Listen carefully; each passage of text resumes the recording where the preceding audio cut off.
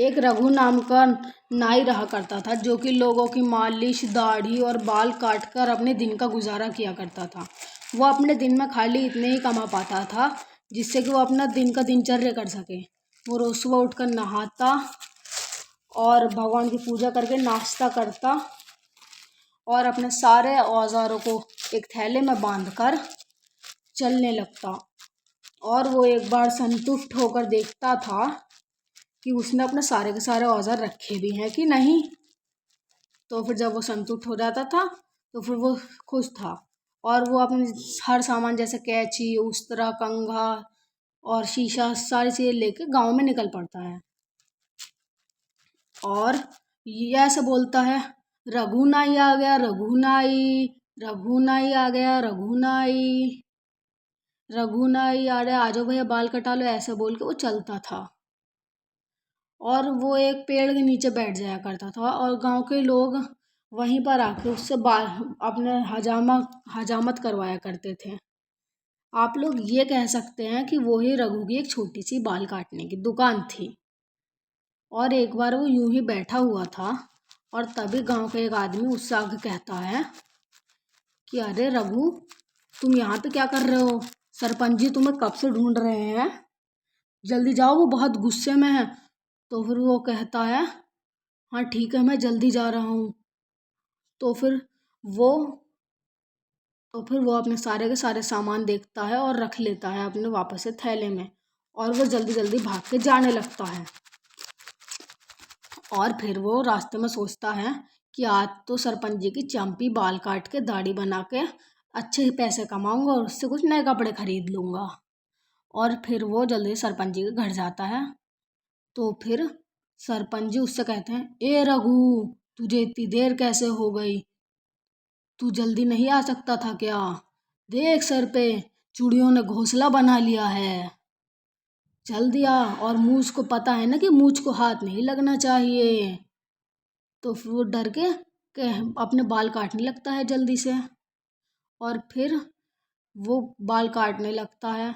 तो फिर सरपंच जी कहते हैं, याद है ना, मूछ को हाथ नहीं लगना चाहिए। तो वो कहता है, आप निश्चिंत हो जाइए सरपंच जी। तो फिर वो कहता है, आप निश्चिंत हो जाइए सरपंच जी, आपकी मूछ को बिल्कुल भी हाथ नहीं लगेगा। तो वो कहता है ठीक है और फिर दाढ़ी बनवाने लगता है।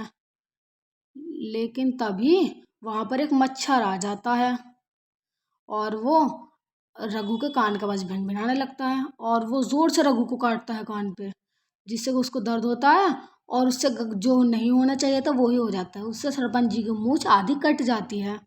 तो फिर वो बहुत डर जाता है और सरपंच सरपंच जी बहुत गुस्सा हो जाते हैं और सरपंच जी का मुंह गुस्से से लाल हो जाता है। और सरपंच जी कहते हैं, ए रघु, तेरी इतनी हिम्मत कि तूने मेरी मूछ काट दी, तू रुक अभी। तो फिर सर रघु बहुत डर जाता है और फिर सरपंच जी कहते हैं, तू रुक अभी ज़रा, मैं तेरे को एक सरपंच की ताकत दिखाता हूँ। तो वो कहता है, सरपंच जी मुझसे गलती से हो गया, आप प्लीज़ मुझे माफ़, कृपया कर मुझे माफ़ कर दीजिए। तो वो कहता है, अब गलती से हुआ हो या अनजाने में, जो होना था वो तो हो गया, अब मैं इतने दिनों तक कैसे घूमूंगा? तू रुक ज़रा अभी, मैं तुझे छोड़ूंगा नहीं। ऐसा कह के सरपंच जी अंदर जाते हैं और एक बड़ा सा डंडा उठा कर लाते हैं और वो बहुत गुस्से में थे। तो फिर रघु अपने सारे के सारे सामान बांध लेता है और भागने लगता है वहां से। और सरपंच जी उसके पीछे पड़ जाते हैं कि तू रुक, आज मैं तुझे छोड़ूंगा नहीं। और रघु तभी एक पत्थर टकरा के गिर जाता है और उसके सारे औजार एक जगह पे गिर जाते हैं और आईना तो थैले में रखे रखे ही टूट जाता है। तो फिर रघु आता है और जल्दी से अपने सारे औजार भरता है जैसे तैसे और सरपंच जी से वापस से भागने लगता है। और फिर भागते भागते वो एक जंगल में पहुंच जाता है और एक पेड़ के ऊपर चढ़ जाता है और बैठ जाता है वहीं पर। और सरपंच जी वहां पर आते हैं। तो फिर वो बूढ़े होने के कारण वहीं पर थक के खड़े हो जाते हैं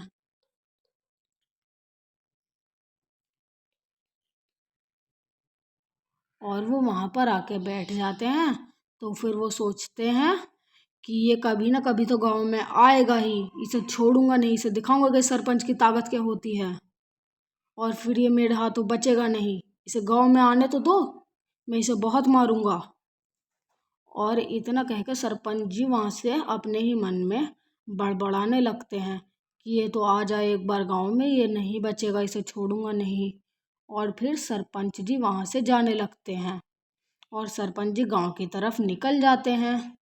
और फिर दूसरी तरफ यहीं पर अंधेरा भी हो चुका होता है और रात हो जाती है थोड़ी देर में। और रघु जब तक संतुष्ट नहीं होता कि अब सरपंच जी जा चुके हैं, तब तक वो पेड़ से नहीं उतरता। और फिर जब वो नीचे आता है तो फिर वो सोचता है कि अब गांव कैसे जाऊंगा। तो फिर वो सोचता है कि सुबह को जाऊंगा, आज रात यहीं पर रुक जाता हूँ, वरना सरपंच जी मुझे छोड़ेंगे नहीं। तो फिर वो वहीं पर खड़ा हो जाता है और सोचता है कि आज रात तो जंगल में ही बितानी पड़ेगी।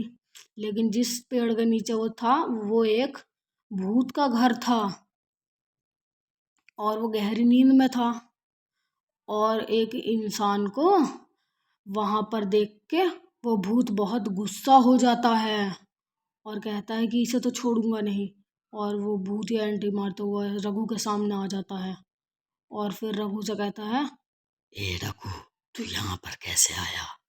मैं तुझे छोड़ूंगा नहीं। आज तो तू मरे गए रहेगा। तूने मेरे घर के सामने आके गलती कर दी है। हा हा हा। और फिर रघु बहुत ही डर जाता है और और मन में और डर के मारे खरखराने लगता है। और फिर वो मन में सोचता है, मरना तो मुझे वैसे भी है, क्यों ना एक बार कोई सी कोशिश कर ली जाए जिंदा बचने की। तो फिर वो अपने मन में एक बहुत ही अच्छी योजना बनाता है उस शैतान से बचने के लिए। और वो अपने मन में ही सोचता है, आइडिया। और फिर वो कहता है, शायद से तुम मुझे जानते नहीं हो, मैं रोज़ रात को यहाँ पर आकर भूत पकड़ता हूँ। तो फिर भूत कहता है, तुम जो भी कहोगे मैं मान लूँगा। तो वो कहता है कि तुम नहीं मानोगे, तो फिर ज़रा एक बार मेरे थैले में देख लेना। तो वो कहता है, हा हा हा हा हा, तू मुझे पागल बना रहा है, तेरे जैसा को तो पता नहीं, मैं दिन में कितनों को ही निगल लेता हूँ। तो वो कहता है, अच्छा, तो फिर आके एक बार ज़रा मेरे थैले में तो देखो, तुम भी डर जाओगे, क्योंकि तुम्हारे जैसे कई सारे मेरे थैले में बंद हैं और तुम भी मेरे सामने नहीं टिक पाओगे। और फिर वो भूत कहता है, चल अब मैं तेरे थैले में देखूंगा, वरना अगर तूने सच बोला तो छोड़ दूंगा, वरना तुझे मैं निगल लूंगा। तो फिर उसने बोला, ठीक है। और जो कि शीशा पहले उसके अंदर टूटा हुआ था, तो फिर जब भूत उसके अंदर देखता है, आईने के थैले के अंदर, तो फिर वो देखता है कि उसके जैसे कई सारे भूत उसके अंदर ही कैद थे।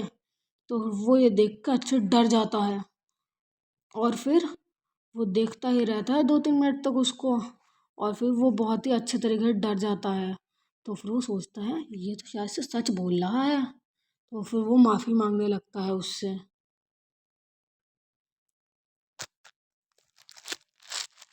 और फिर वो सोचता है, वो डर के मारे थर थर काँपने लगता है। कहता है कि रघु, मुझे माफ़ कर दो आप, मैं आपके बारे में जानता नहीं था, मैं आपकी हर बात मानूंगा, आप आदेश तो कीजिए। तो फिर रघु कहता है, सोचता है वो थोड़ा बहुत और अपने मन में ही सोचने लगता है, "हम्म,"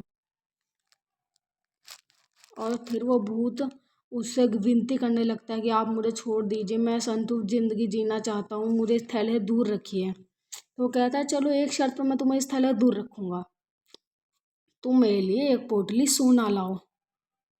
तो फिर वो कहता है, ठीक है, मैं जल्दी से आपके लिए सोना ले आता हूँ।